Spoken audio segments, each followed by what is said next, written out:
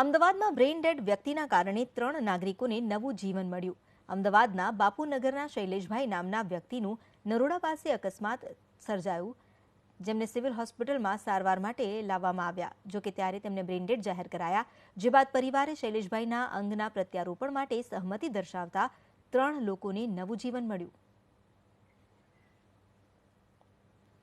અને અમારા શૈલેષભાઈનું અમે જ્યારે બધું જ એમનું સીટી સ્કેન ને બધું થયું ત્યારે અમને ખબર પડી કે બહુ વધારે એમનું માઇન્ડ છે ડેમેજ થઈ ગયું છે.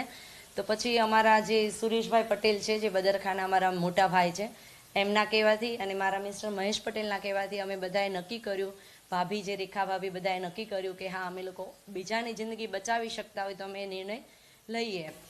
બધાની સહમતિથી અમે લોકોએ ઓર્ગન ડોનેટનો નિર્ણય લીધો, જેના હિસાબે એક 10 વર્ષના છોકરાને જીવનદાન મળ્યું છે અને 22 વર્ષના છોકરાને પણ જીવનદાન મળ્યું છે.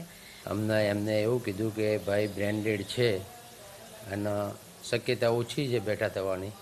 તે પછી અમે બધા ભાઈઓએ ભેગા થઈ અને એક નિર્ણય નક્કી કર્યો કે એમનું આપણે અંગદાન કરવું.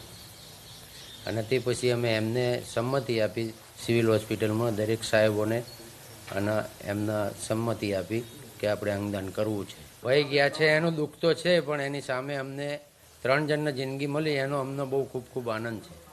ये समय हमारे लिए बहुत कठिन था, फिर भी हमको ऐसा लगा भाई चलो हम कुछ ऐसा करते हैं तो हमारा भाई जो जाते समय किसी के काम में आ जाए तो अच्छा रहेगा.